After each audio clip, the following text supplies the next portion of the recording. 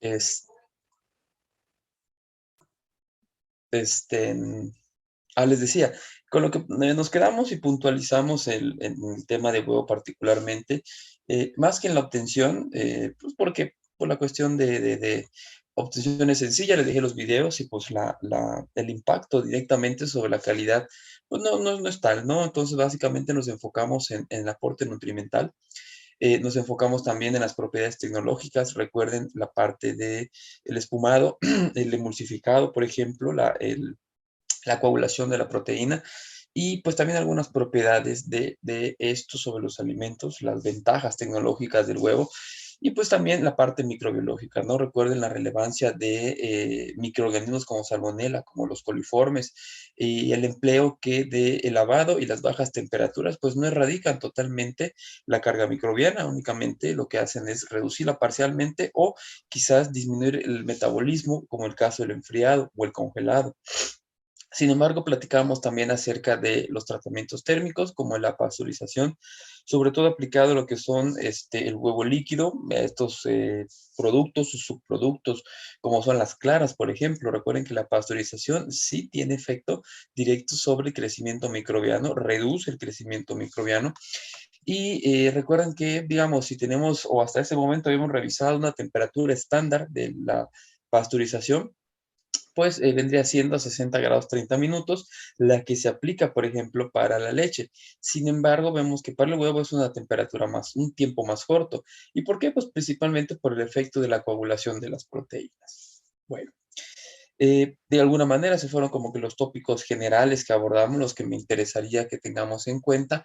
Y pues vamos a pasar a revisar algo de lo que es ciencia y tecnología de la carne de aves. Dice aquí la presentación que el término ave hace referencia a aquellos vertebrados provistos de plumas y en su mayoría aptas para el vuelo. Esto es importante y es una ventaja que tienen las aves eh, aptas para el vuelo, para la planeación. Por ejemplo, la gallina doméstica pues realmente no puede volar, solamente puede planear algunas distancias cortas y esto se da en parte gracias a la anatomía del animal. La anatomía del animal es tal que posee huesos huecos o huesos muy livianos y esto hace la característica, le da características en parte para poder volar. Eh, Esta característica también de los huesos huecos y livianos en la gran cantidad de tejido conectivo, cartílago, perdón, pues hace idóneo este animal para poderlo procesar de muchas otras maneras. Como vamos a ver, al menos la experiencia que yo tuve en Bachoco, pues tenemos que pues se utiliza realmente todo el animalito. Te lo voy a contar una experiencia al menos que yo tuve.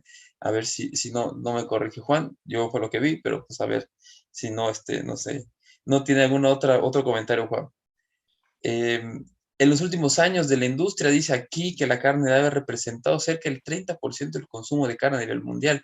Yo creo que esto se queda corto en zonas como por ejemplo Yucatán, donde realmente gran parte de los platillos, gran parte de la gastronomía y la cultura, pues se basan en carne de origen animal, específicamente el ave. Y esto es pues realmente, como les digo, por la cultura, ¿no? Entonces vean que el porcentaje de consumo es alto y además también tener en cuenta que las nuevas tendencias de consumo, ¿no? Nos orillan hacia, o bueno, mucha gente se orilla hacia la búsqueda de alimentos pues más magros y menos grasosos y pues prácticamente la carne de aves pues representa una alternativa en este sentido. Respecto a la tecnología de sacrificio, no la vamos a profundizar tanto, pues porque el efecto de la calidad del estrés o el proceso tan complejo, pues no es tal como en el caso de la carne de res y de cerdos. Nada más me gustaría puntualizarles algunos aspectos que son los al menos los que yo pude observar y presenciar en el caso de la obtención de carne en Yucatán. Lo que a mí me llamó la atención, los puntos que me llamaron la atención fueron este, la cuestión de la recepción de los animales. Los animales se reciben en estos camionzotes, en unas cajas amarillas cerradas, unas cajas que le calculo yo de 15, 20 centímetros aproximadamente, y ahí habían creo que 4 o 6 gallinas. No pueden estar paradas, están completamente sentadas, completamente hacinadas y están estivadas unas sobre otras. Lo que a mí me llamó la atención de la primera fase, que es la recepción, es pues es que las gallinas vienen muy sucias, muy, muy, muy sucias. Es decir, imagínense la gallina del nivel de abajo, pues viene con todas las excretas de las gallinas de hasta arriba. Y esto hace entonces que pues tengan ya naturalmente una fuente de contaminación. Después de recibir las gallinas, lo que se hace es colocarlas de cabeza, así como está aquí en la imagen. Y esto me pareció realmente pues rápido. Son dos operarios los que yo vi, que son los que descargan esta caja amarilla donde están los animalitos, los pasan a una banda sin fin y durante un espacio corto ya llegan otro operario que las voltea. Y como la patita del animal tiene, no sé, son 3 dedos, 3 garras, como decirle, pues ahí se engancha lo que es un gancho, valga la redundancia, y quedan completamente de cabeza. Aquí lo importante es ver que el animal, una vez que está de cabeza, así continúa todo el proceso hasta la parte final, donde es la evisceración y la obtención de lo que son las áreas musculares. Después de esta parte viene lo que es el aturdimiento. No tuve acceso al aturdimiento, no lo pude observar realmente. Le pregunté a los operarios y me decían que tienen diferentes procesos.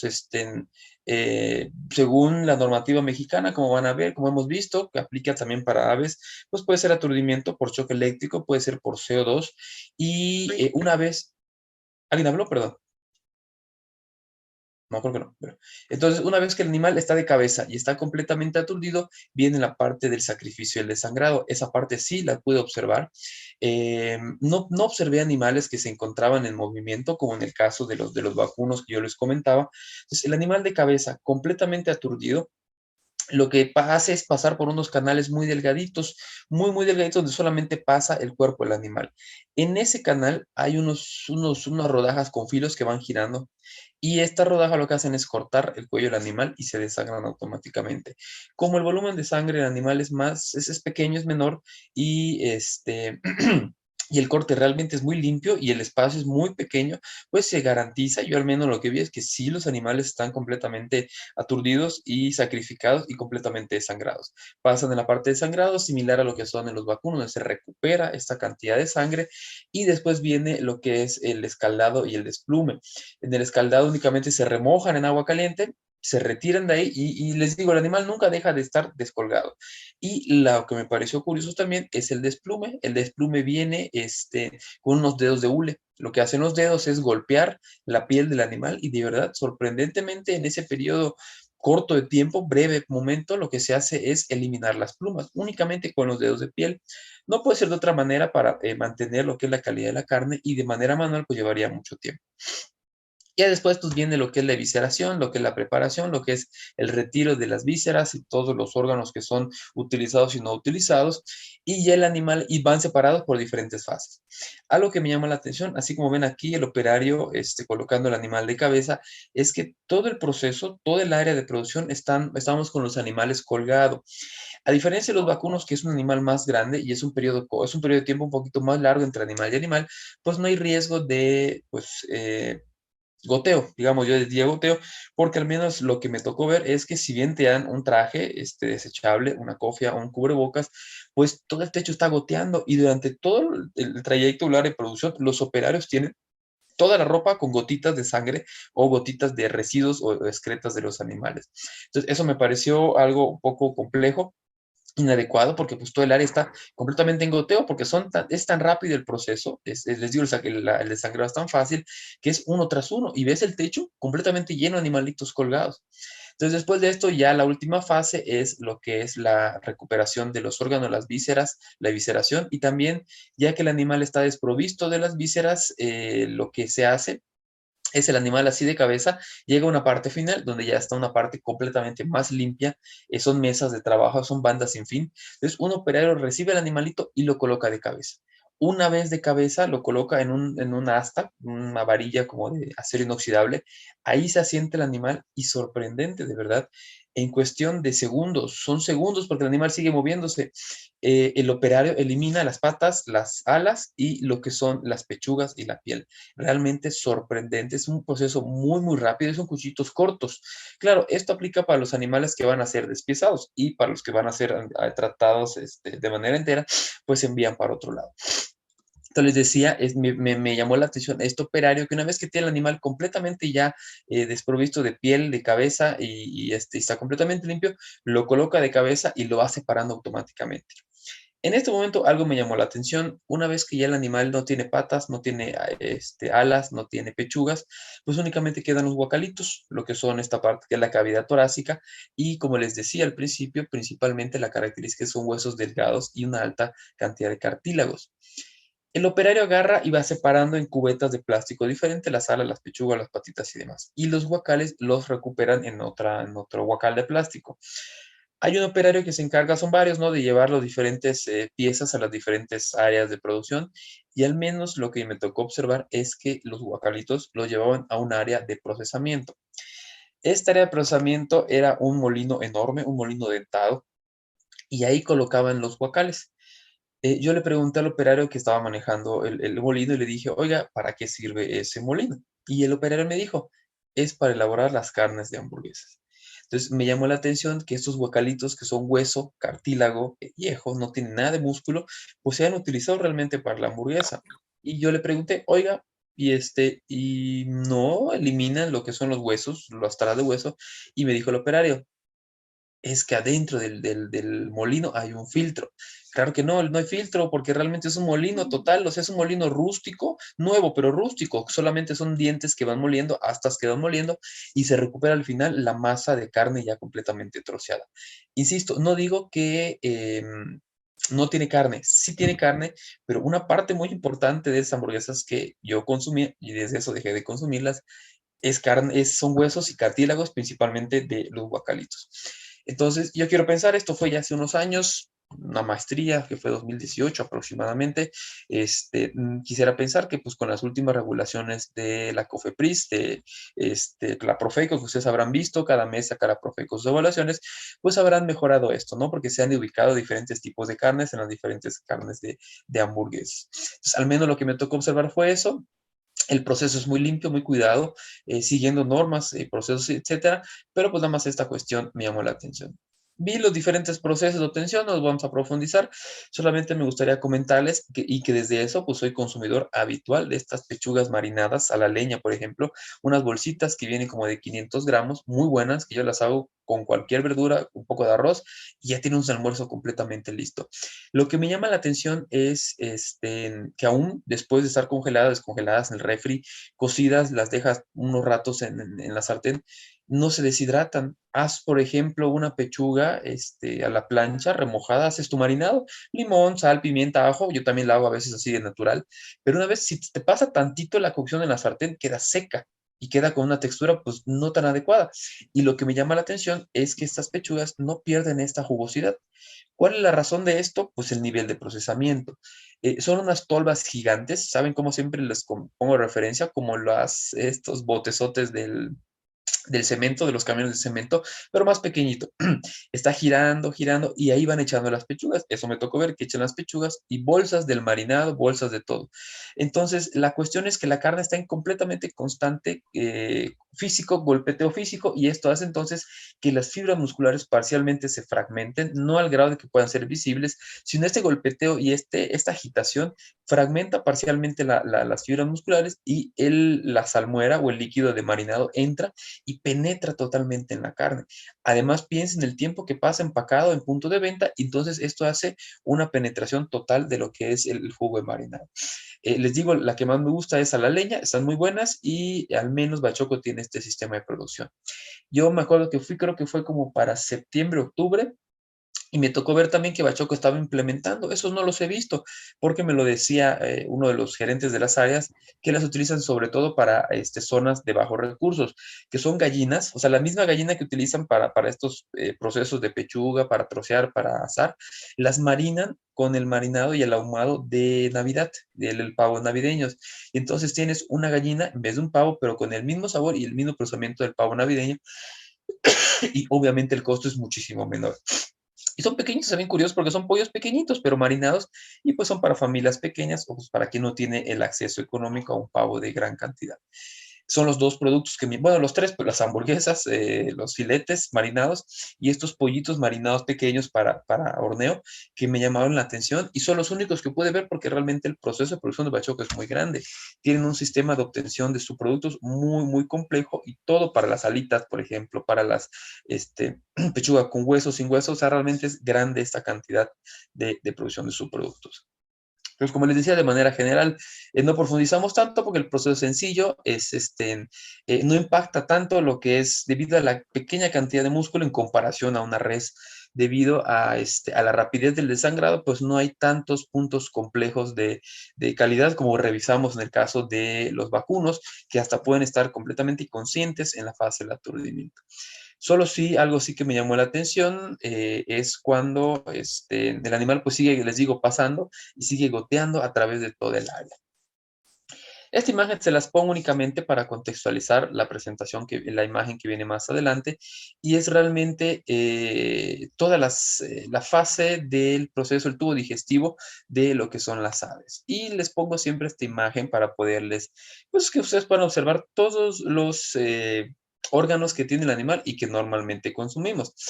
En ese sentido, vemos este órgano, bueno, esta masa muscular, que es muy consumida, sobre todo quienes son consumidores habituales de estas famosas cantinas yucatecas de mediodía, pues es probable que tienen las mollejitas, exacto, con pues algún tipo de pues salsita, tomate, cebolla y demás. ¿Alguien sabe cuál es la función de la molleja en el tracto digestivo o en la fisiología digestiva del animal? ¿No sé por qué es tan dura? Está así como Es el chiquitita. Es de estómago. almacenamiento. De Eh, almacenamiento. Del O almacenamiento normalmente tenemos una parte del buche, también tenemos el llamado proventrículo, donde ahí tienes un poco de almacenamiento, jugos gástricos y demás. Realmente la función de la molleja es trocear el alimento del animal. Es una masa muscular tan fuerte que a través de la contracción lo que hace es fragmentar el alimento del animal. Pensemos cuál es el animal, el alimento habitual del ave, pues el maíz quebrado, sobre todo en Yucatán, ¿no? Es este maíz seco, troceado, y es este mismo alimento que la gallina deglute, pues no tiene dientes, deglute, y directamente pasa a lo que es la molleja, y en la molleja, a través de las contracciones musculares, lo que hace es trocear, y ya después, para pasar a las diferentes fases, las enzimas digestivas, pues, ya hacen su función. Lo que quiero acotar con esto es la relevancia de este órgano para la digestión, porque es la antesala de lo que es la absorción del animal. Y pues como ustedes sabrán, el ser humano y el yucateco pues ha sabido hacer uso y aprovechar todos los elementos que le da la naturaleza, incluyendo estos órganos, que si bien los tenemos ya cocidos, aún cocidos, tienen cierta textura firme. Imagínense lo firme que debe estar a nivel sin cocción, a nivel natural, para poder trocear incluso el maíz, que tiene una textura muy gruesa. Les decía, contextualizando lo anterior, aquí les pongo esta imagen de todos los elementos, las menudencias, los tipos de ingredientes que se pueden obtener a partir de lo que es el animal. Recuerden que el objetivo de la industria del procesamiento de alimentos en parte es la obtención de productos o subproductos que satisfagan muchas necesidades, ¿no? Podemos tener únicamente en las áreas de producción, pues realmente el aturdido, el sacrificio, el desangrado, perdón, el sacrificio, la obtención del animal y así entero se va a punto de venta. Sin embargo, pues sabemos que para facilidad pues podemos obtener una gran gama de productos y como les decía, esta, así como vemos el ave, es como llega al final del proceso de producción y así como está desprovisto ya de piezas, se voltea y se colocan estos dedos de acero inoxidable y es donde ya viene lo que es el despiece. Y así de esta manera, pues el operario va enviando las patas, las alas, la piel, las pechugas. Lo que más me llamó la atención, insisto, y parezco disco rayado, pero me sorprendió, son cortes limpios. No sé cuántos cortes, pero en segundos separan las pechugas de lo que son los guacalitos. Y bueno, acá vemos también lo que son las llamadas los órganos, las menudencias, el corazón, el hígado, la molleja. Y como les decía, la gran ventaja es poder utilizar tan versátilmente todos los ingredientes que ofrece este animal. De hecho, aquí en Ciudad de México, lo comentaba en la clase de los otros compañeros, que la grabé ayer porque tienen prácticas y tal vez así les va a pasar con la otra materia. No, después se los decía la semana pasada. Les comentaba que aquí mi tía hace el arroz así blanco, con verdura y demás, pero con hígado de pollo. Cuando pones el arroz a sofreír y ya después le echas el agua para que se cosa el arroz, ahí le echa el hígado. Y tiene un saborcito particular y pues ya el hígado cocido pues tiene un sabor también bueno. Entonces vean cómo el ser humano podía aprovechar realmente todos los ingredientes que nos ofrece el animal para elaborar diferentes tipos de alimentos. Aquí en esta tablita les pongo ya lo que es la composición nutrimental de diferentes carnes de aves y lo que puntualizo de esta presentación, de esta lámina, es las calorías, las proteínas y los lípidos. ¿Saben ustedes por qué? Y vean aquí lo interesante que es ver la cantidad de grasa o la diferencia de lípidos entre estos tipos de animales, el pollo, el pavo, el ganso y el pato. ¿Por qué creen ustedes que en el caso del pato, por ejemplo, eh, tiene casi 5 veces más grasa el pato que el pavo? ¿Alguien sabe por qué? ¿Por qué el ganso y el pato tienen una mayor cantidad de grasa que el pollo y el pavo? Una cuestión anatómica evolutiva. ¿Alguien sabe? Por tipo de alimentación que puede ser omnívoro y carnívoro, ¿será? ¿Qué tipo de ¿El, alimentación puede ser? el qué? ¿El pato y el qué? ¿Y el ganso? El ganso, exacto. Por el que están en el agua y es Así un es. tema de control de temperatura. Así es correcto. Recuerden que la grasa es un aislante térmico y también por efecto de densidad, pues tiene efecto también para poder, que puedan flotar en el agua. Ustedes lo sabrán, anatómicamente los nadadores tienen una mayor proporción de grasa corporal que un deportista de otro nivel. Y lo mismo aplica con que son estos, por eso la dieta, se dice que la dieta, por ejemplo, de Michael Phelps se basa cerca de 7,000 calorías al día. Imagínense cuántos son 7,000 calorías. Esto hace entonces que si bien tenga una gran cantidad de masa muscular, pero también una gran cantidad de grasa corporal. ¿Y cuál es el fundamento? ¿Dónde surge lo que es la, la anatomía o los fundamentos de la anatomía del deportista, pues específicamente los animales? Hay documentación acerca de que se basaron en la anatomía de los peces, por ejemplo. ¿Por qué los peces de agua fría son los que tienen mayor cantidad de ácidos grasos insaturados? Pues específicamente por la característica de como decía Juan, el efecto del frío. Recuerden que mientras más insaturados, pues hay mayor resistencia a lo que es el efecto de la temperatura, el punto de fusión cambia y esto hace entonces que los animales de aguas frías tengan más grasa corporal y esa grasa corporal sea a través de ácidos grasos insaturados. Aquí en el caso de las aves, pues normalmente son de aguas templadas, no tenemos una riqueza como tal de ácidos grasos insaturados, pero sí una alta concentración de lípidos. ¿Y por qué? Uno, para regulación de la temperatura corporal y dos, para poder hacer este efecto de flotar por efecto de la densidad. Esto impacta entonces directamente en el aporte calórico de los animales. Vean, obviamente tenemos más calorías en el pato, y como todo es porcentaje, todo es porcentual, si tenemos una mayor proporción de grasa corporal, pues vamos a reducir la cantidad de proteínas. Pero vean que si realmente la proteína varía entre 15 y 20 grados, el impacto no es tan diferente como si lo es el aporte de grasa. Donde vemos cambios es en el agua corporal. Vemos que realmente un ganso tiene una proporción mayor de agua corporal. Esto nos da la pauta para entender entonces también la diferencia de costos. Vemos que, por ejemplo, el pollo tiene una mayor concentración de una concentración de proteínas muy similar a lo que son el pavo, pero realmente vemos el aporte de lípidos que es mucho menor en el caso del pavo. El pavo anatómicamente, evolutivamente, tiene mayor capacidad para poder acumular proteínas musculares y menor grasa corporal. Por esto es una de las razones por las cuales se utiliza mucho en la gastronomía yucateca, por la carne tan magra que aporta lo que es el pavo, pues suele ser un poquito más maleable en cuanto a lo que es la influencia de otros ingredientes. Entonces vemos que si bien tenemos diferentes tipos de aves para el consumo, el aporte nutrimental o lo que son las características nutrimentales, particularmente grasa y lípidos, varía entre las diferentes aves para consumo humano. Respecto a lo que es el efecto microbiano, ya lo habíamos platicado, nos adelantamos algo de esto cuando revisamos el tema de huevo. Es importante considerar la relevancia de Salmonella enteritidis y el riesgo de contraer salmonelosis, fiebre tifoidea, por ejemplo, en el consumo de carne procesada de pollo. Ya les decía yo anteriormente que los huevos tienen el riesgo de contaminación por Salmonella, pues porque en la cloaca es el mismo orificio que utiliza el ave para poder defecar, orinar las excretas y también eliminar lo que es el huevo. Ya les había comentado también que Salmonella enteritidis es un hospedero habitual de los intestinos de las aves. Más adelante vamos a ver algunas alternativas para poder desplazar competitivamente la salmonela. pero en este caso lo que hay que considerar es que salmonela puede estar presente en las aves. ¿Y cuáles son los puntos de contaminación? Pues pueden ser tanto directos como indirectos o la llamada contaminación cruzada. Desde los criaderos o reproductoras, esto es a través del consumo de suelos, de aguas, de granos, de contacto de granos con el suelo contaminados y entra directamente al tracto digestivo, al agua contaminada también y en los puntos de venta. Si tenemos carne contaminada y contacto de carne contaminada con otra carne o incluso con utensilios de procesamiento como tablas, como cuchillos y demás, podemos tener entonces lo que es el efecto de la contaminación cruzada. Algo que se me estaba yendo en el tema anterior es el color de la carne. No sé si han visto, o bueno, quienes hayan viajado a otras partes de la República, sobre todo creo que los chefs que han recibido también carnes de diferentes niveles de procesamiento, de zonas y demás. ¿Saben ustedes por qué, por ejemplo, la carne aquí en Ciudad de México la carne de pollo es amarilla?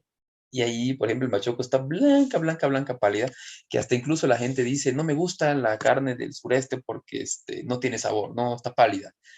¿Realmente impacta en el sabor el color de la carne? ¿Alguien sabe por qué es amarilla? Sí, sí, sí, sí, se han dado cuenta de esto, que la carne del centro del país es amarilla, amarilla, amarilla.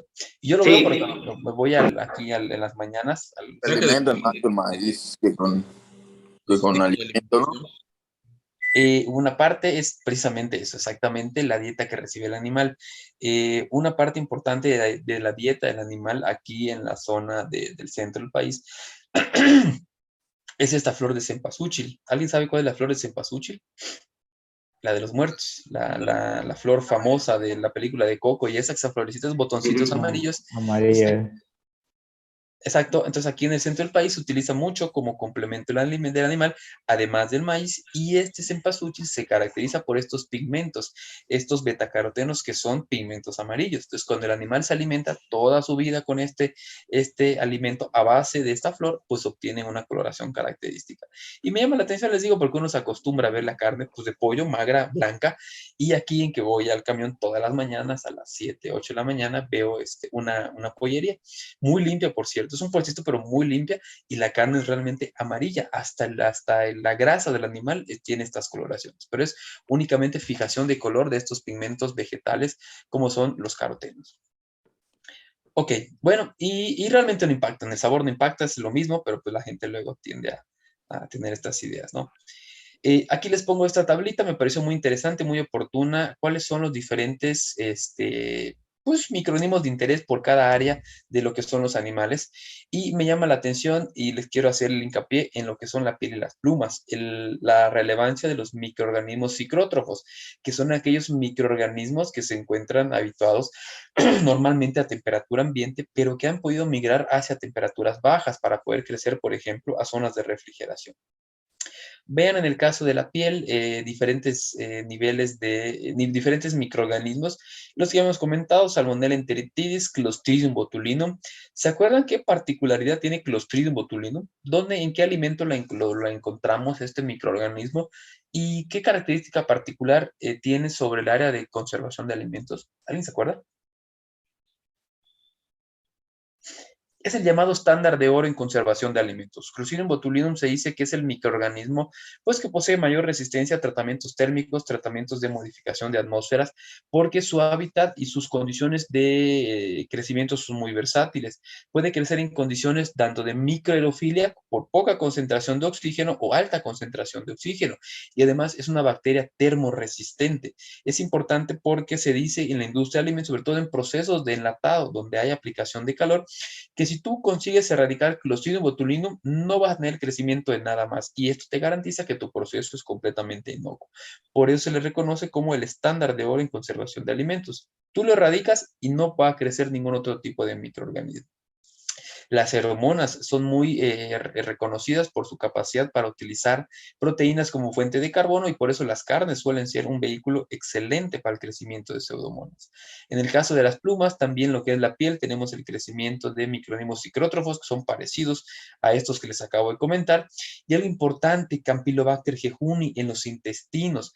Lo habíamos platicado en el tema de microbiología de lo que son los aspectos nutrimentales, la nutrición de los microorganismos. ¿Alguien se acuerda qué particularidad tenía Campylobacter? Que está hasta la imagen, me acuerdo, cuando la puse en la presentación, recuerdo, lo hice con esta intención.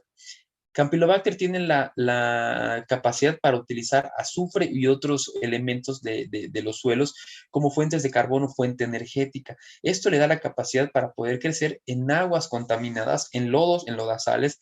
Y pues pensemos en las gallinas de traspatio, en las gallinas que pueden crecer en zonas estas de libre pastoreo, y es cuando tenemos el riesgo de estas carnes orgánicas o estas carnes sin niveles de procesamiento o con crecimiento de pastoreo libre, que digo, no estoy en contra de eso, pero pueden tener mayor riesgo de contaminación que un ave de un corral, un área destinada para el consumo, la producción y demás.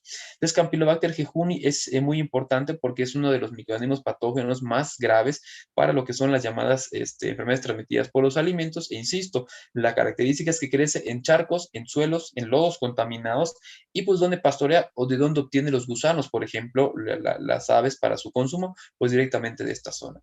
Y pues también tenemos en los intestinos, ya lo habíamos comentado en muchos momentos, el riesgo de contaminación por salmonela. Se nos va a cortar esto, vamos a apagarla aquí. Ahorita nos vemos otra vez para terminar el tema, por favor.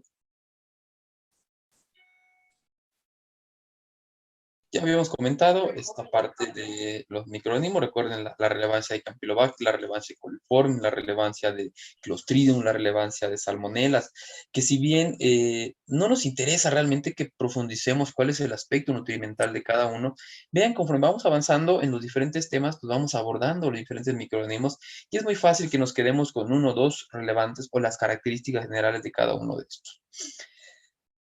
Según la norma oficial mexicana, 087 en cuanto a lo que son los límites permitidos para lo que son las canales y las carnes de aves. Vemos aquí que se permiten la presencia de cierta cantidad en unidades formadoras de colonias de los llamados mesófilos aerobios. Lo que sí, vean, la norma es muy estricta y es muy cuadrada, como lo veíamos también en huevo. La presencia de salmonela no está permitida en ninguna concentración, en ninguna porción, ni en carnes de aves, ni en carnes ni en los huevos.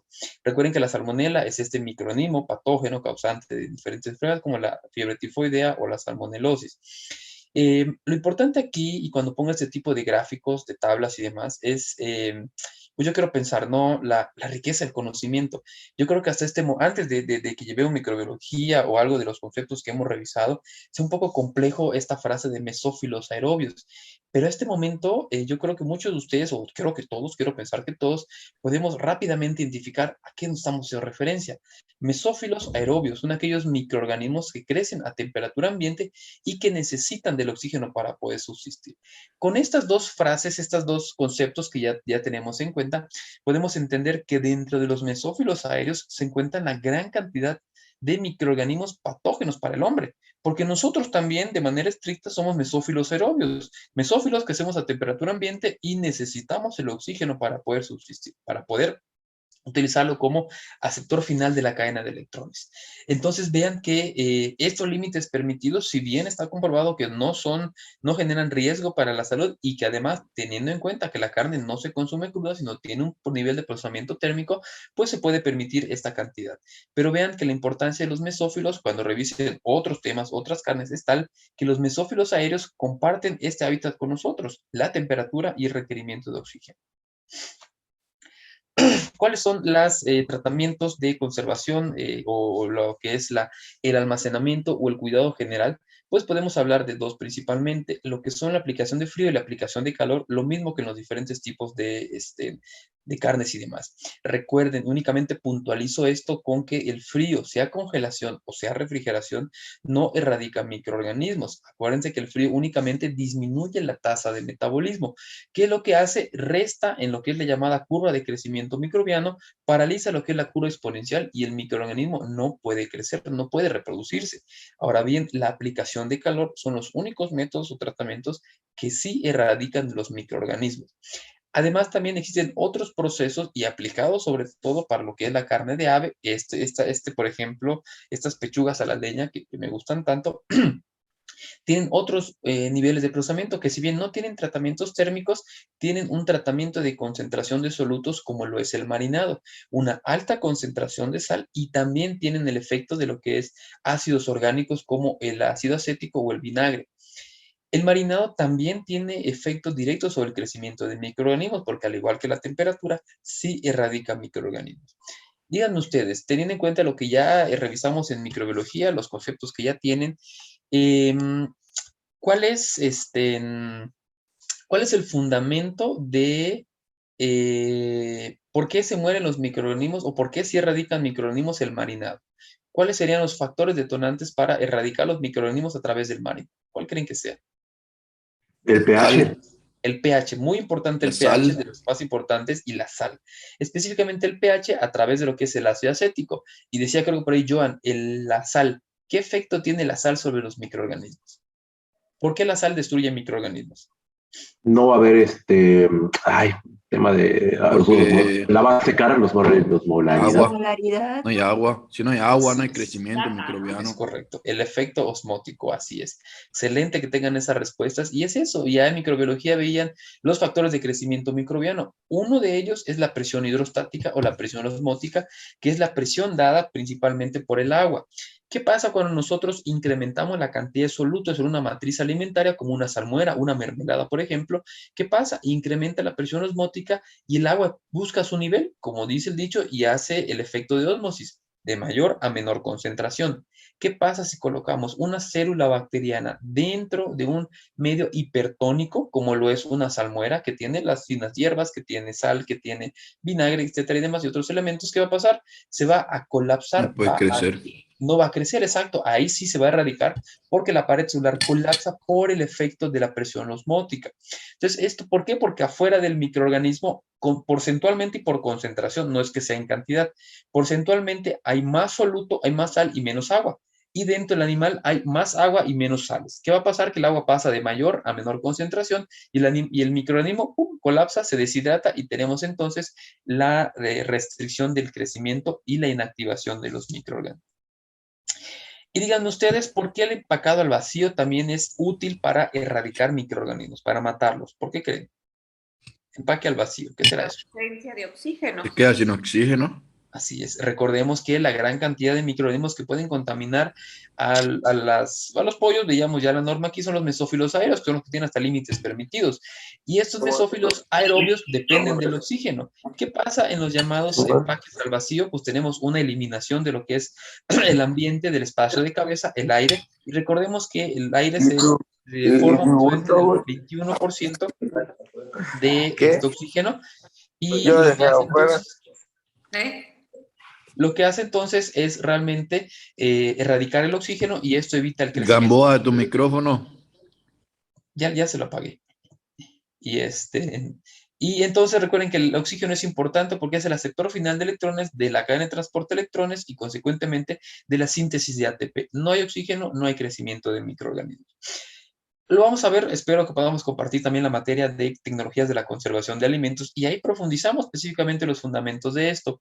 Respecto al empacado al vacío, tengan en cuenta antes de entrar en ese tema que depende muchísimo del empaque. Si tenemos un empaque que es violado, que es un empaque fragmentado, roto o que es lábil, es permeable, entonces el empacado al vacío no va a ser eficiente. Se utilizan sobre todo para los empaques al vacío polipropilenos de un micraje muy pequeño para evitar que tengan las fugas de oxígeno y esto hace entonces el mantenimiento del empaque.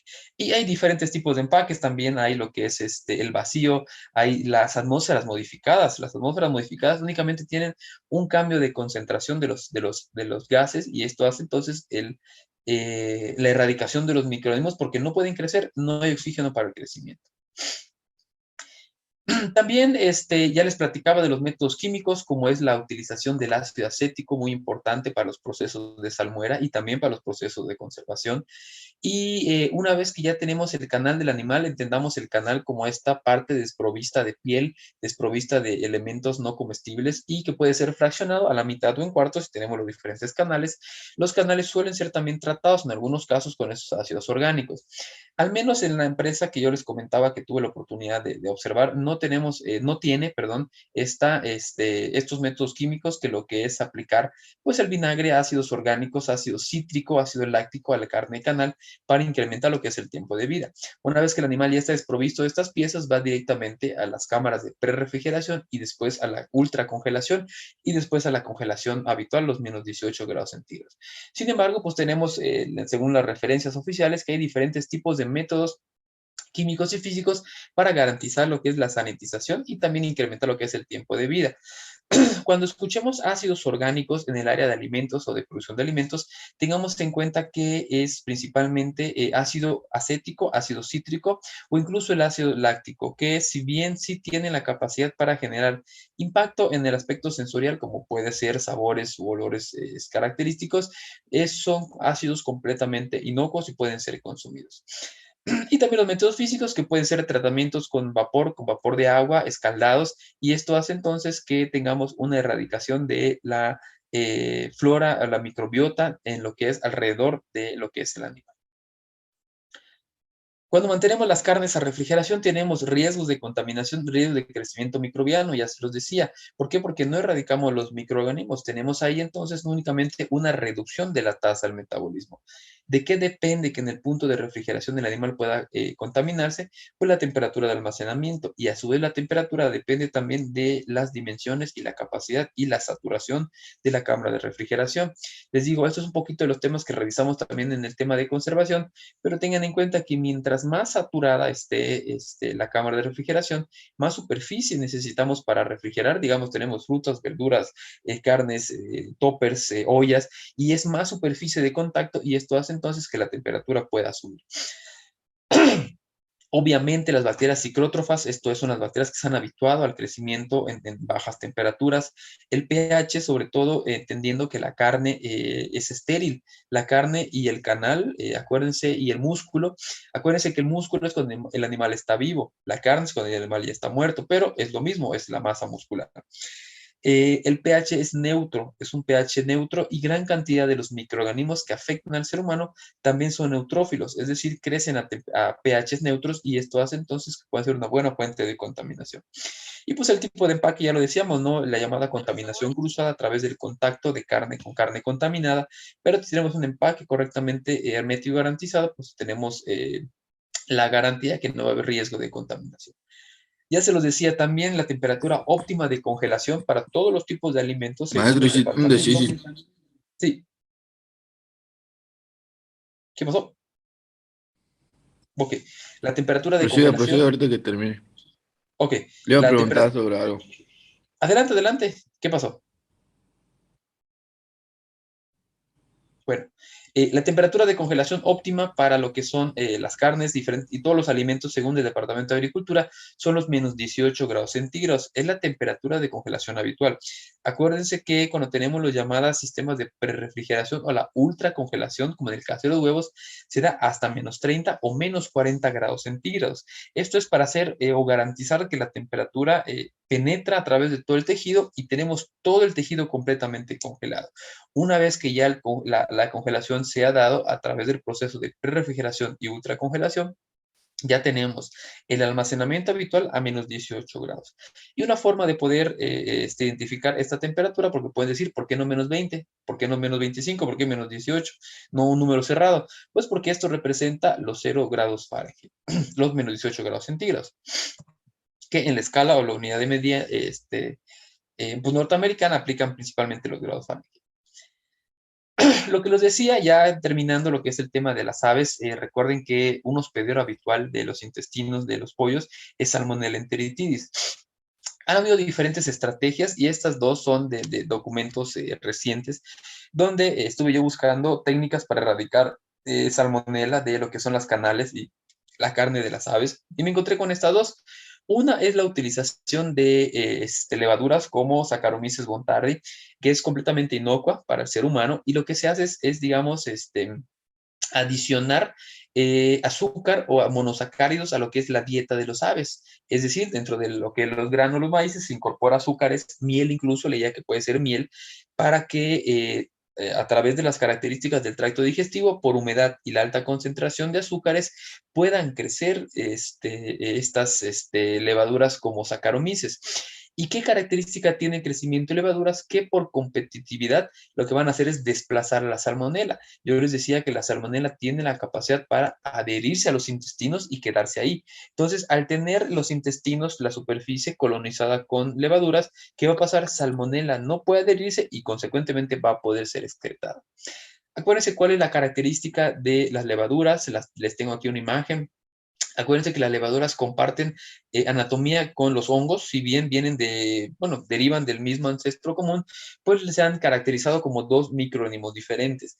Tienen el mismo tipo de pared celular, tienen organelos, etcétera, pero la característica de las levaduras es que son unicelulares, a diferencia de los hongos, que son pluricelulares, y además también recuerden que tienen hifas y micelio. Las levaduras no tienen estos elementos. Entonces, esto lo que sí hacen es la colonización, es la formación de colonias, y entonces de esta manera las levaduras pueden en el intestino desplazar muy fácil a lo que es salmonella.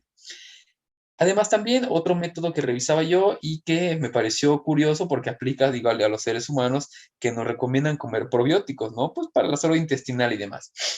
En este caso, lo que hacen los probióticos, algunos en su metabolismo natural tienen la capacidad para producir ácidos orgánicos como ácidos grasos de cadena corta, como también, bueno, es para la creación de energía, pero también pueden producir ácidos orgánicos como el ácido láctico. Este ácido láctico lo que hace es disminuir parcialmente el pH de los intestinos y consecuentemente no puede crecer salmonela, porque salmonela crece a pHs neutros habitualmente. Entonces, estos probióticos tienen la capacidad para inhibirlo o desplazar a salmonela por competitividad, y también al producir estos ácidos orgánicos lo que hace es modificar el ambiente de los intestinos, que no tiene efecto fisiológico sobre la salud del animal ni sobre la carne final, pero sí sobre el crecimiento de salmonela y otros microorganismos patógenos. Al igual que con salmonela, es una de las razones de las cuales se recomienda el consumo de probióticos para modificar lo que es el ambiente intestinal y favorecer lo que es la salud intestinal. Ok, bueno, de manera general, esos fueron los temas muy generales en cuanto a la carne de ave. Normalmente me interesa pues hablar acerca del proceso de obtención, el proceso de la calidad nutrimental y el proceso de la calidad microbiológica en todos los tópicos que vamos a revisar. Como pudieron ver, en el caso del huevo los abordamos también, y en el caso de las aves, pues puntualizamos específicamente, más que en el proceso de obtención, en lo que es el aporte nutrimental y lo que es también el riesgo de contaminación. Recuerden que la carne de ave es un consumo, es una carne económica, a diferencia de otros tipos de carnes como las reses principalmente, y las hacen versátiles para una gran cantidad de alimentos, sobre todo en la región sureste donde estamos, bueno, donde están ustedes en este momento. Y sobre todo en la parte microbiológica, pues el riesgo de salmonela, de Campylobacter, de Clostridium y de los coliformes, los mesófilos aerobios, que son los principales microorganismos patógenos de interés en cuanto a lo que es la carne de aves. Joan, ¿tenías una pregunta? ¿Alguien más tiene alguna pregunta, algún comentario? Sí, Tablas. maestro, ¿Qué es pasó? que lo que pasa que quiere preguntarle si cociendo, o sea, sancochando ese tipo Todo de bien, carne maestro. puede librarse de esas Todo bacterias. bien. Sí, ya lo decíamos, los tratamientos térmicos son los únicos garantizados para erradicar los microorganismos. Además, en el caso de las aves, aplica también las almueras y los empaques, el llamado empaque al vacío.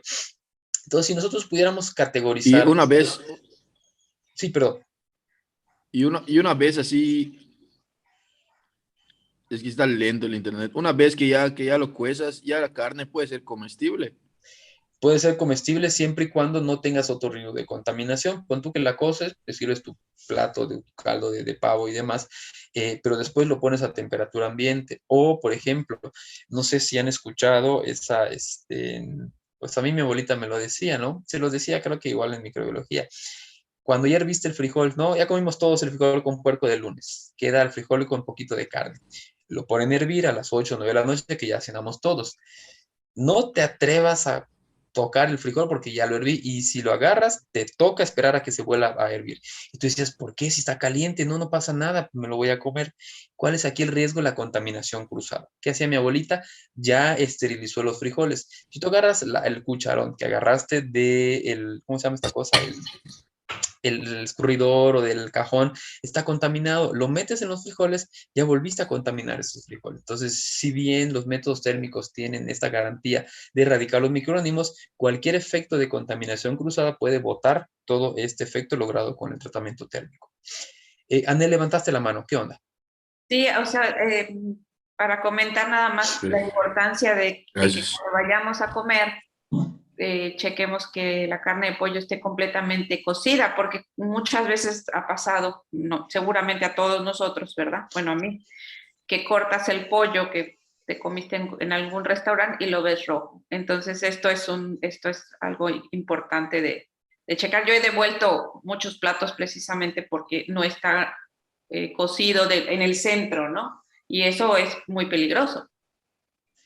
A mí me pasó una vez con unas pechugas parmesano, no parmesano, estas las que tienen rollitos y tienen queso y crema y jamón adentro, no sé cómo se llaman. Sí, sí, parmesanas, Parmesanas son esas, algunas. ¿no?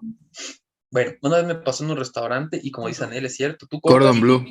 esa cordon bleu y tú ves que tiene la carne cruda y tiene sangre adentro, bueno, está parte rojo. ¿Cuál es la característica de la carne de aves también? Que tiene una concentración alta de proteínas, y esto hace entonces que pueda hacer fácilmente, se cocina muy rápido, el calor penetra muy fácilmente a través de lo que es la proteína. Entonces, si tú tienes una flama muy alta y colocas la pechuga, colocas este cordon bleu en la sartén, pues obviamente se va a quemar o se va a cocer la parte externa, pero la parte interna no. Entonces, ¿qué es lo que tienes que hacer? Una cocción a fuego lento para permitir o garantizar que el calor penetra a través de lo que es toda la carne. También algo importante que pasa, no sé si les ha pasado o han visto, sobre todo cuando comen pollos congelados de mucho tiempo, y sobre todo pollos mal desangrados, que están comiendo en cocinas económicas, o no sé si tengan esa costumbre, cortas el pollo y está negro. ¿Alguien sabe por qué queda negro junto a los huesos? Tú dices, ¿qué tiene? Está podrido. No, no está podrido. ¿Saben por qué queda negro la carne interna del pollo ya procesado? No está bien limpio, ¿no? Perdón, perdón. No está bien limpio, no está bien, la sangría no está bien hecha.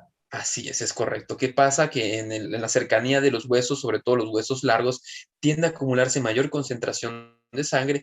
Ya veíamos el efecto de la carne DFD, la carne oscura. ¿Por qué? Por la oxidación de la hemoglobina. ¿Qué pasa si la carne se concentra en los huesos largos y no se elimina cuando el animal muere estresado, o directamente se mata y directamente se va a congelación? No tiene un proceso de desangrado correctamente.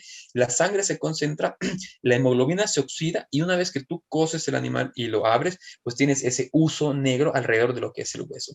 No es de riesgo, únicamente es desagradable observarlo, porque si está bien cocido, pues no hay ningún tipo de problema. Pero pues, por ejemplo, yo lo veía mucho cuando trabajé en la industria como jefe de producción. Pues íbamos al comedor, todos los empleados íbamos a comer, y teníamos un servicio de alimentos que era un comedor industrial privado, que por cierto ahorita mi hermana tiene, y es donde de verdad yo les invito a que se capaciten en el área de servicios de alimentos. Es un área de oportunidad muy importante, combinas muchos conocimientos y sobre todo deja muy buen billete eso. Mi hermana ya va por su tercer comedor industrial de empresas grandes y realmente le va bastante bien. Y aplica todo lo que vimos en la carrera, o sea, básicamente es conservación y manejo de alimentos. Pero bueno, entonces, antes de que entre mi hermana a estos comedores, yo en la misma empresa donde yo trabajé, ella está ahorita, pues era como medio vale más el dueño de ese comedor, y nos daba así la comida fría. Una vez llegué a desayunar tortitas de papa. Y yo le decía, oiga, señor, esto no es de hoy, ¿verdad? No, sí, las acabo de hacer. Ni siquiera tenía prendido el fuego, ni era un día, quién sabe de qué comedor lo trajo. Y bueno, entonces una vez mucha gente se quejó porque hizo creo que puchero el señor, y estaba negro el pollo. ¿A qué se debe esto? Principalmente por la acumulación de sangre. Y yo le preguntaba y él me decía que le compraba la carne a un proveedor local donde únicamente vendía carne congelada. Te vendía la carne congelada, y es muy probable entonces que el animal no se desangraba correctamente, se almacenaba directamente a procesos de congelación. El señor lo compraba, no lo llevaba a producir, a procesar, y una vez que tú cocinas y abres el pollo, está completamente oscuro. Insisto, no hay riesgo de contaminación, es únicamente un proceso térmico adecuado lo elimina, pero pues no es agradable a la vista. A la vista. A la vista, exacto. Eso es feito que tú abras tu pollo y está así negro por dentro. Ok, bueno, entonces nos queda media hora, nos queda buen tiempo, vamos a avanzar en esto, al menos las definiciones comerciales y conceptuales de los productos lácteos para la semana que viene, terminarlo, yo creo que lo vamos a terminar en media hora la semana que viene y pues, pasar al examen parcial, ¿no? Ya tenemos segundo parcial, después de ordenar y pues ya concluimos lo que es la asignatura. Como siempre me pasa, no podemos, creo que no vamos a poder abordar, o si lo vamos a ver sería después, quizás un poquito antes del ordinario, el tema de tecnología de alimentos de origen vegetal, pero si no, pues yo se los paso. De todos modos, en tecnología 2 hay algo de esto y se retoma, por eso me siento tan tranquilo con el tema, únicamente revisando hasta lácteos y quizás un poquito de origen vegetal. Levantaste la mano, Lili, ¿qué onda? Sí, maestro, del ordinario siempre va a ser un trabajo final. Tenemos esa opción, si quiera comentárselos al final de la clase, ponérselos pues así que la opinión, eso está programado, como habrán visto, si no me equivoco es un videíto que tenemos que hacer. Al final se los pongo y sí me gustaría que en la semana se organicen y me lo digan para que yo lo pueda programar, si se les conviene más un examen del Classroom, del Forms, o si quizás el proyecto final para complementar. Soy sincero, realmente, bueno, está grabando esto, espero no se use malintencionado. Tenemos muy pocas herramientas para poder desarrollar, aplicar una tecnología. Vemos que lo estamos viendo en las clases, en 40 minutos nos echamos aves, después viene lácteos, y la idea es que ustedes puedan procesar un alimento de nivel mínimo, ¿no? Lo hacemos cuando tenemos las prácticas presenciales, pues es un poco difícil que se pueda llevar a cabo. Sin embargo, si ustedes se consideran que sí puede ser, lo podemos llevar a cabo. Lo que yo quiero hacer es objetivo y decir cómo les voy a evaluar algo que pues no se pudo pues aprovechar al 100, ¿no? O sea, no tuvimos esa práctica, pero insisto, si usted lo considera, pues podemos elaborar un alimento mínimamente procesado que tenga al menos una tecnología y pues ya la ponemos para el ordinario. Pero si les facilita más un examen, pues adelante, como ustedes quieran, ustedes ponen ahí la pauta. Y al finalizar ya lo damos la pauta y ya ustedes ya lo definen en la semana y nada más me avisan. Ok, bueno, entonces continuamos con el tema de productos lácteos. En este caso vamos a ir directamente a lo que son las características comerciales, nutrimentales y las propiedades. Me interesa mucho que identifiquemos cuáles son las fuentes proteicas de esos diferentes suplementos que se obtienen a partir de la leche. Más que nada la obtención, porque realmente la obtención se basa principalmente en la extracción a través del animal, la recuperación, leche bronca para directamente ser comercializada o a los diferentes niveles de procesamiento. Es algo realmente muy sencillo. Entonces, como dice aquí la presentación respecto a la introducción, la leche es un componente fundamental de la alimentación a lo largo de toda la vida. Y yo acotaría esto a lo largo de toda la vida solamente el ser humano, porque somos la única especie que sigue consumiendo leche aún después de la etapa infantil. Y especialmente durante la infancia, que es donde es más importante la leche y sobre todo la leche materna. Además, muchos productos alimenticios y algunos medicamentos contienen leche como ingrediente alimentario. Yo aquí le sumaría esto también, aparte de alimentos y medicamentos, suplementos y complementos. Ya lo veíamos también, se los comentaba hace ratito, el uso de, por ejemplo, la caseína, las proteínas del suero normalmente y habitualmente se han aislado, se han recuperado para poder hacer suplementos a base de proteínas y esos pueden ser utilizados para la suplementación. Y no solamente para deportistas. Ustedes no sé si ya habrán visto el paciente crítico, los temas de nutrición artificial o nutrición enteral. Van a ver que, por ejemplo, pacientes quemados, pacientes críticos necesitan el uso de proteínas de alto valor biológico y las proteínas de la leche suelen ser una alternativa a través de las caseínas o las seroproteínas. Importante párrafo, dice aquí, por definición se trata del producto destinado para consumo humano proveniente de la secreción natural de las glándulas mamarias de especies domésticas, principalmente la vaca, pero sabemos que hay otros tipos de animales donde podemos obtener leche de cabra, por ejemplo. En Vizcaya, la última vez que tuvimos la oportunidad de entrar a los laboratorios, hicimos un queso fresco de cabra muy rico, de verdad muy rico, y sí tiene un sabor diferente a la carne, a la leche de vaca. Y estos compañeros, cuando les pedí, porque yo les pido leche bronca de la que quieran para que hagamos el queso, llevaron leche bronca de cabra y realmente tiene una mayor cantidad de grasa, tiene este olor característico a establo, pero el sabor del queso final quedó muy bueno. Y lo que hacemos es un queso fresco pues con pimientos, con jalapeños, con tomate, con diferentes tipos de vegetales, y nos queda bonito porque queda la bolita con lo que es las pintas de estos vegetales, y pues puede ser utilizado para complementar alguna alimento, una copa de vino, por ejemplo, el que le guste, etcétera. Bueno, entonces lo importante aquí, que dice acá, es el producto de la secreción natural de las glándulas mamarias. Yo tengo un cringe particular cuando escucho que dicen la leche de soya, la leche de almendras. La almendra y la soya no tienen glándulas mamarias, así que no puede ser definida como tal. ¿Y por qué soy tan cuadrado en este sentido? Principalmente por la confusión. Y también pasa con la fórmula láctea, los productos lácteos. Estos no son leches, son elementos reconstituidos. Y en el caso de los vegetales, son extractos vegetales que pueden similar la leche, pueden ser similares a la leche por el color quizás, pero nunca van a homologar nutrimentos como la cantidad de calcio, por ejemplo, la cantidad de proteínas de alto valor biológico y las caseínas. La grasa butírica es exclusiva de la leche de vaca, por eso de ahí se obtiene la mantequilla y lo que es la crema. Entonces, estos tipos de extractos vegetales no pueden ser denominados porque nutrimentalmente carecen de muchos factores que la leche sí los posee.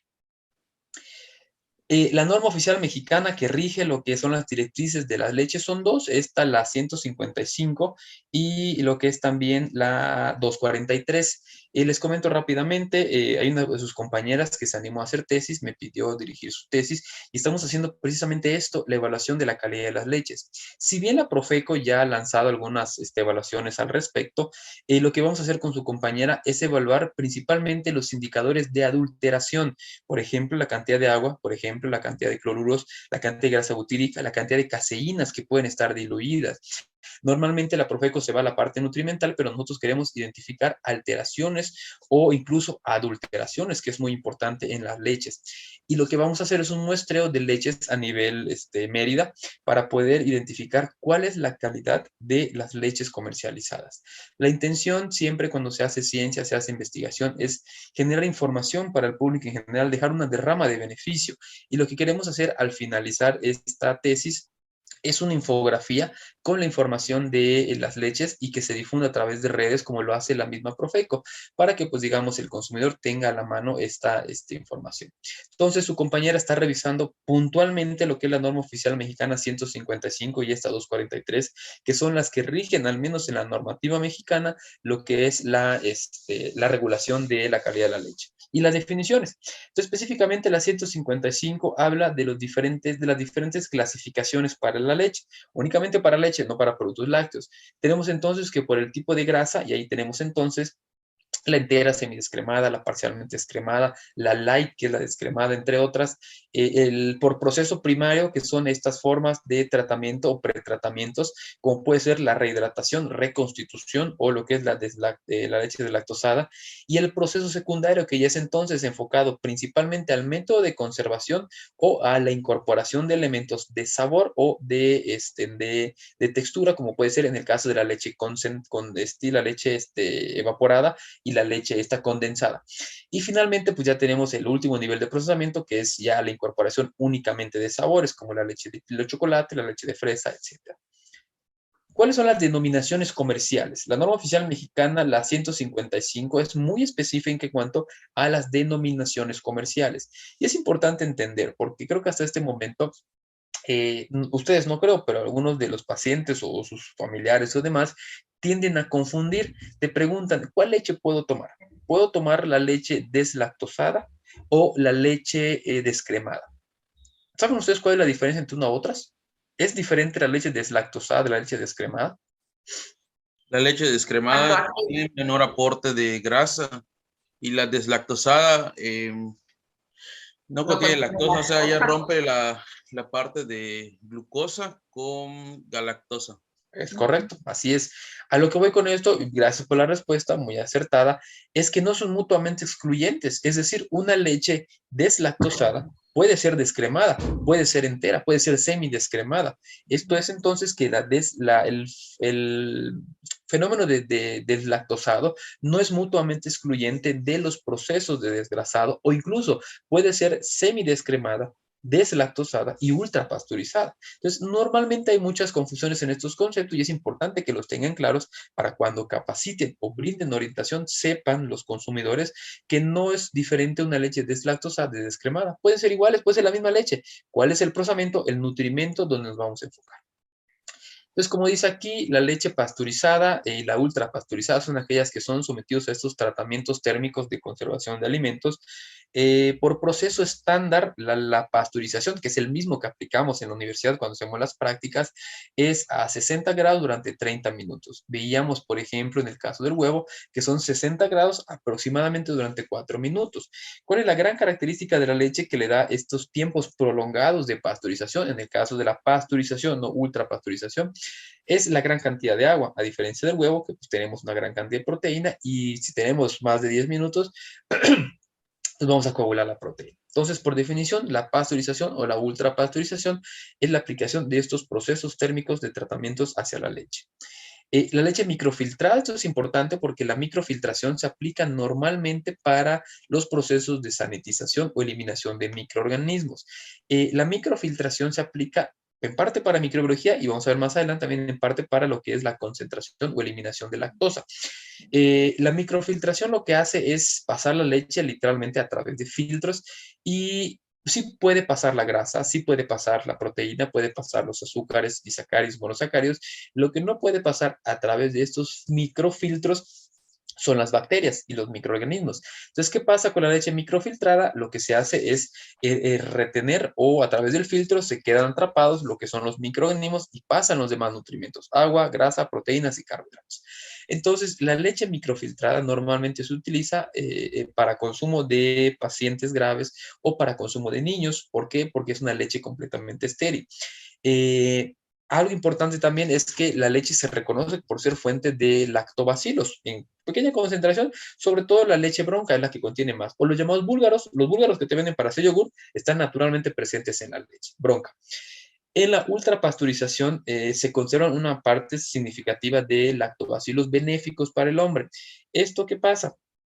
Cuando hacemos la leche ultrafiltrada o microfiltrada, todos los microorganismos suelen retenerse y entonces esta leche carece totalmente de estos búlgaros o estos lactobacilos que son beneficiosos para el consumo humano. Ya sabemos por la salud intestinal. La leche evaporada es aquella leche, creo que nos viene a la mente la marca Carnation, es aquella leche que ha tenido una eliminación parcial de agua hasta obtener una concentración estandarizada de sólidos no grasos. Este concepto de sólidos no grasos es muy importante porque, por ejemplo, para su compañera que está haciendo la revisión de las normas para los indicadores de calidad, normalmente se clasifica la leche o los nutrimentos. El aporte nutrimental de la leche se caracteriza por sólidos no grasos y la grasa butírica o los sólidos grasos, que la grasa butírica es una gran cantidad, pero no toda la grasa que contiene la leche. Entonces, en el caso de los sólidos no grasos, encontramos principalmente proteína, principalmente lo que son los carbohidratos y también minerales como el calcio que se encuentran en mayor concentración. Y en los sólidos grasos encontramos a través de la grasa butírica y el resto de los ácidos grasos. Entonces, les decía, en cuanto a la leche evaporada, la característica que se tiene es que tiene una eliminación parcial del agua y únicamente controlar o concentrar los nutrimentos en proporciones estandarizadas. La leche condensada, que bueno, por marcas podemos pensar en la lechera esta de Nestlé, o sea, es aquella leche que además que ha sido evaporada, ha sido incorporada con elementos como la sacarosa. O también podemos tener elementos como los monosacáridos que son glucosa. Recordemos que la sacarosa tiene la característica de que es un disacárido que se conforma por fructosa y glucosa. Esto le da un sabor a la leche y además no solamente le da el sabor característico, sino también modifica la textura. Al tener una alta concentración de azúcares, una alta concentración de disacáridos, que le pasa a la leche, cambia la textura y entonces tenemos una leche sólida, una leche completamente espesa. La leche en polvo, la característica de la leche en polvo o la leche deshidratada es aquella que ha sido completamente reducida en la cantidad de agua. ¿Y cuál es el proceso más, pues no fácil para lo que es el proceso de obtención de leche en polvo o la deshidratación de la leche? El proceso de secado por aspersión, que ya les mostraba la maquinita que tenía en la presentación. Tengo una, ya decía por allá por mis redes sociales, se los voy a pasar en el Classroom, que es un secador por aspersión que se utiliza específicamente en el Tecnológico de Mérida para este tipo de procedimientos. Entonces, normalmente la leche en polvo que se comercializa es obtenida a través de lo que es la leche, el proceso de secado por por aspersión. Recuerden que es aspersión, disminuye el tamaño de partícula, toca la tolva y automáticamente se evapora. Está muy verde. Pues sí, medio quitando un poco. Nos queda un minuto, vamos a cortarla acá, ya nada más para terminar las definiciones y cerramos la clase, por favor. Realmente azúcares, glucosa, dextrosa, pero también pueden ser disacáridos, como pueden ser la sacarosa, que es lo que normalmente se utiliza, que es la más económica. Entonces, la condensada, insisto, es evaporada y también tiene azúcares añadidos. La leche en polvo o deshidratada es esta leche que ha sido sometida al proceso de deshidratación, y ya les decía, a nivel industrial, el proceso de deshidratación más común y más ampliamente utilizado es el proceso de secador por aspersión, que es disminuir el tamaño de partícula, entra en contacto con la superficie caliente, y como es tan pequeña la gotita, el agua inmediatamente se evapora y ¡pum!, se va recuperando al final de la tolva lo que es el producto en polvo. La leche rehidratada, esto es importante porque la leche rehidratada es leche totalmente, es leche que ha sido deshidratada y posteriormente ha sido aplicada con una alta concentración de agua para poder retomar la textura anterior. Sí, César, según el chat, sí, la Carnation es la leche evaporada, que solamente tiene reducida una porción adecuada, estandarizada de agua, perdón. Les digo, la leche rehidratada, ¿cuál es la aplicación normalmente de la leche rehidratada? Es el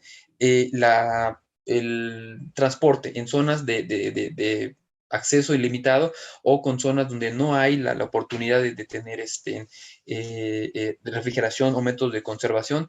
Se deshidrata y se rehidrata en los puntos de distribución y ya entonces va comercializado. ¿Cuál es el riesgo o cuál es la característica? ¿Por qué no decidos únicamente que tiene leche o es leche normal? Recuerden que muchos nutrimentos son lábiles a los procesos térmicos. La vitamina A presente en la leche, por ejemplo, la vitamina E, en concentraciones y que tiene la leche, son lábiles a la temperatura. La vitamina A y la E suelen ser poderosos antioxidantes, pero también tienen la capacidad, la característica de, al entrar en contacto con la luz o con el calor, ¿qué pasa? Suelen degradarse. Entonces, la leche rehidratada puede tener una restricción en cuanto a nutrimentos, sobre todo vitaminas que son sensibles a lo que es los tratamientos térmicos. Ahora bien, a diferencia, la leche reconstituida es esta leche que ha sido sintetizada nuevamente a partir de sus ingredientes fundamentales. Importante, pero sigue siendo leche. Grasa butírica, caseínas, proteínas de suero de leche, calcio, etcétera, pero son elementos obtenidos de la leche. Es leche que está reconstituida principalmente.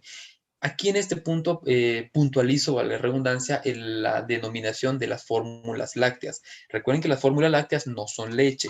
¿Por qué las fórmulas lácteas no pueden ser denominadas como leche? Porque no tienen todos los ingredientes naturales de la leche. ¿A qué me refiero? La fórmula láctea normalmente se forma a partir de grasa vegetal. Es grasa vegetal con agua. Si bien tiene alguna porción de caseínas, puede tener un poco de grasa animal, pero nunca va a alcanzar todos los ingredientes de origen animal, como son los ingredientes de la leche, por costo. ¿Por qué ha surgido la fórmula láctea?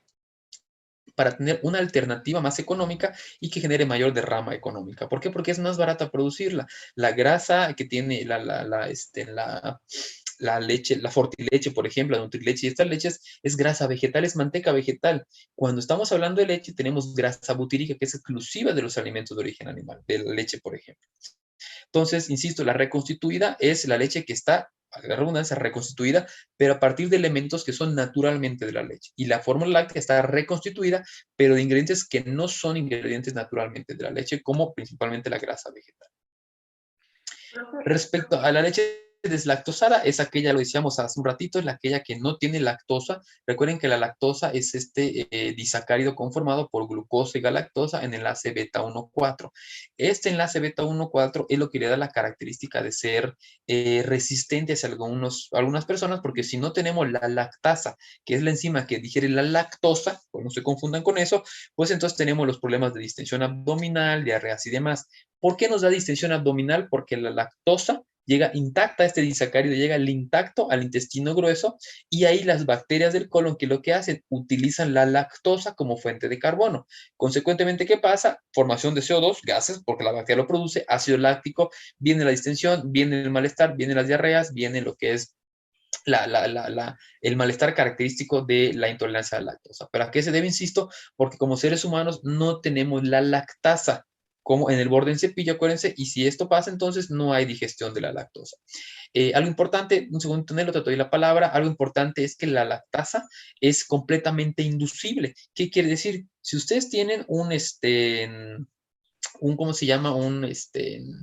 Un paciente que les refiera que es intolerante a la lactosa, pues aquí lo importante es que ustedes puedan dosificar la leche en pocas concentraciones. ¿Qué puede ser? Que este paciente lleve años sin consumir leche y pues, se auto haya denominado intolerante. Pero al igual que el alcohol deshidrogenasa, que es la enzima que da resistencia al alcohol, la lactasa es inducible, es decir, tú puedes sintetizarla conforme vas modificando la dieta. Ahora, le das un mes poquitos y no más ves que le hace mal, pues entonces sí es completamente tolerante o le van a hacer los análisis.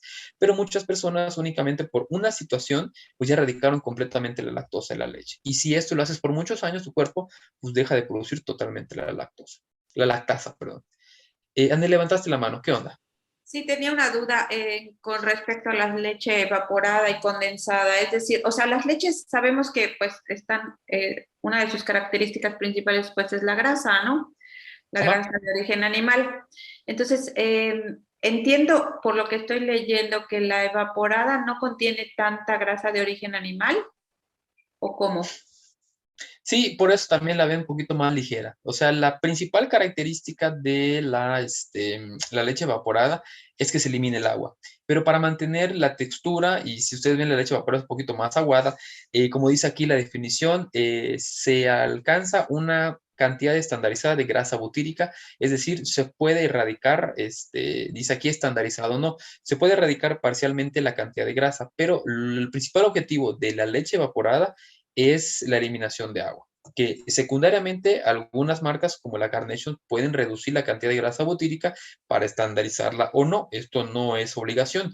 Ah, Lo que pues, sí es que la leche evaporada tiene reducida en cantidad de humedad, en cantidad de agua. Ujú. ok, ok, ya. La norma deja ese hueco, ¿no? Dice aquí estandarizada o no esta reducción o esta concentración de grasa butírica. Ajá, Pero lo que sí tiene que tener es una menor concentración de agua. de Eso sí. agua. Ujú.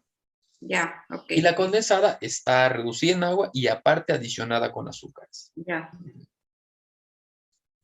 Ok, entonces les decía, la concentrada pues es únicamente aquella que ha sido, es muy similar a lo que es la leche evaporada. Sin embargo, aquí no hay estandarización de los nutrimentos, es únicamente una reducción totalmente del agua. No da la opción la norma en cuanto a que puedes o no estandarizar los demás ingredientes, únicamente una concentración.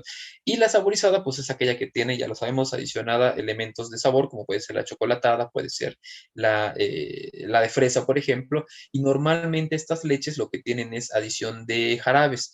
Entonces, si viene sabor, pero este sabor viene acompañado con una alta concentración de azúcares simples. En cuanto a las definiciones comerciales, esas son las que la norma define y yo quería complementarles esta información, principalmente con los diferentes niveles las diferentes categorías de la leche conforme a la grasa. Por eso les decía que puede ser deslactosada, puede ser pasteurizada y puede ser también descremada o semidescremada. ¿Cuál es la característica? Como pueden ver aquí en los datos de el Sistema Mexicano de Alimentos Equivalentes, que si bien no cambia la cantidad de proteína y no cambia la cantidad de carbohidratos, recuerden que esta es la cantidad de proteína, es lo que está estandarizado para la porción de leche.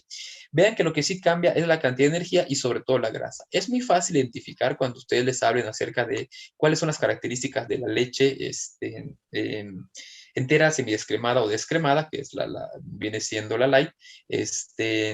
Tenemos la cantidad de grasa y va de mitad en mitad. La entera tiene 8 gramos, la semi tiene 4 y la descremada tiene 2 gramos de grasa. Esto hace entonces que podamos ser fácilmente identificable y si tú a tu paciente le quieres decir o le quieres controlar rápidamente el aporte de grasa, pues básicamente te vas en el aporte nutrimental graso de cada uno de los tipos de leches. Pero vean que si bien la grasa sí tiene modificaciones en cuanto a los diferentes niveles de procesamiento, lo que no cambia son ni el nivel de proteínas ni la cantidad de carbohidratos. Si no me equivoco, el SMAE estandarizó la porción de 240 de leche en función al nutrimento clave, que es la proteína, y también lo que son los 12 gramos de carbohidratos por porción. Entonces, y esto difiere un poquito, esto es la grasa total. Ya decíamos, lo decía Nel hace un ratito también, la grasa butírica es la grasa de origen de la leche, es la grasa que se encuentra presente en la leche, que le da el olor característico, perdón, a la leche, a las mantequillas, por ejemplo. Según la norma oficial mexicana, y lo tengo aquí en un reporte de su compañera, no es un poco diferente a la cantidad de grasa. Esto que les tengo en la tabla aquí es de la grasa total de la leche. Cuando hablamos de la grasa butírica, que es el indicador de calidad que la norma oficial mexicana establece, que es el que específicamente queremos medir nosotros, es que la leche entera posee 7.2 gramos por 240 mililitros. Vean que es casi menos un gramo de esto. Porque ese 0.8 o ese gramo restante es el otro tipo de grasa que puede tener, triglicéridos, algo de colesterol y otros elementos que pueda tener. Respecto a la semidescremada, va entre 1.44 a 6.72, es decir, va al punto medio, y en el caso de la descremada tiene menos de 1.2 gramos de grasa butírica por taza por 240 mililitros. Entonces vean que el resto o la diferencia de esto lo dan los demás lípidos que pueda aportar la leche. Ok, creo que le dejamos hasta aquí. Ya lo demás es más sencillo, es breve la presentación. Cris, levantaste la mano, ¿qué onda? Sí, maestro, disculpe, en esta tablita de la clasificación de las leches, ¿no entra la light? La light de la descremada, exacto. Es la descremada, La es light el de la nombre. descremada. Es el nombre comercial que se le ha dado, exacto. Ok. Gracias, maestro. De nada. Ok, bueno, entonces, como les decía, la opción que tenemos para la semana que viene, la otra semana, es el examen ordinario. Platíquenlo entre ustedes, no sé si tengan algún otro proyecto, se les complica. El proyecto ya está definido en la planeación cuatrimestral. Revisen cuál es la actividad que vamos a realizar como ordinario, si no me equivoco, es elaborar un alimento. Y si ustedes consideran adecuado esta actividad, pues la podemos llevar a cabo. Si no, podemos elaborar lo que es un examen ordinario y pues como lo hemos hecho anteriormente, podemos eliminar algunos tópicos que pueden ser un poquito extras para únicamente enfocarnos realmente a los aportes nutrimentales y a los aportes tecnológicos de los diferentes tipos de alimentos. Entonces, platíquenlo, lo discuten y me informan a media semana para que yo pueda notificar a coordinación y tengamos ya libre en 15 días lo que es el examen ordinario. Quedan pendientes las tareas de este parcial, se los voy a, bueno, ya está en la planeación, ya sabrán cuáles son, únicamente como siempre saben, se entregan del examen al siguiente lunes para que tengan al menos ese fin de semana libre para que puedan concluir sus actividades. Entonces, les sigo debiendo las calificaciones del parcial anterior, se las entrego pronto, yo creo que hoy mismo, se las prometo, así tiene que ser hoy, porque ya me dijo la conexión que tengo que cargarlas, pero no reprueban, deberán, no se estresen, nadie reprueba mi materia. Bueno, sí han aprobado, pero no son ustedes, no aplica con ustedes. Bueno, entonces, nos vemos la siguiente semana, terminamos el tema de lácteos, yo creo que no más de 20 minutos, 30 minutos, pasamos al examen o la hora restante y pues ya con eso concluimos el segundo parcial, liquidados todos para lo que es el examen ordinario que vendría siendo en 2 semanas. Lili, levantaste la mano, ¿qué onda? Maestro, del trabajo final, o sea, la opción del trabajo final, ¿es un alimento que nosotros tenemos que investigar cómo hacer o usted nos va a dar como que... No, ustedes, elaborar un alimento con al menos una tecnología de la que ya tenemos documentada, de la que ya hemos revisado, con las propiedades.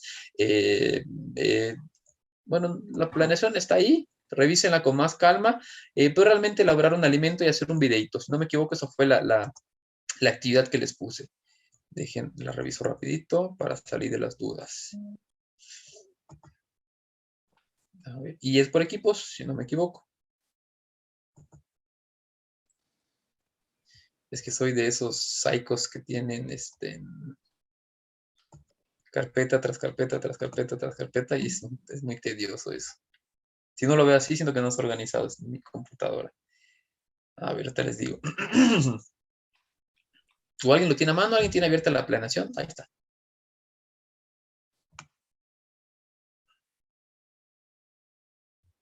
A ver. Nos mandan las diapos, profe. Sí, se las mando. César me las pidió la semana pasada y solo le di el avión, pero sí, se las mando. Okay. Sí. Maestro, entra huevo, aves y leche, ¿verdad? En el examen. Así es, huevo, aves y leche, esos 3 temas nada más. Así es. Okay, gracias. Sí, pescado lo eliminamos, ya dijimos que pues no, por cuestión de tiempo. Sí, realmente lo que vamos a hacer es desarrollar un alimento innovador de nivel medio de procesamiento con al menos una tecnología de la que hemos revisado o unas propiedades. Entonces se va a hacer un video de 5 minutos y de ahí van a abordar lo que es el procesamiento. Supongamos, voy a hacer un merengue, ¿no? ¿Cuál es la tecnología del merengue o de la mayonesa que practicamos, de la emulsificación, hasta un filete, la cocción de un filete, pero entendiendo todo el proceso tecnológico que ya hemos revisado, un yogur, por ejemplo, que tiene la leche, bueno, el yogur es un poquito más complejo. Es un alimento de procesamiento medio que ustedes puedan dominar, un video de no más de 5 minutos y envían el video y en el video, bueno, aquí las especificaciones que les puse, es ir describiendo realmente en orden, secuencia y lo que es el nivel de procesamiento y las características del alimento.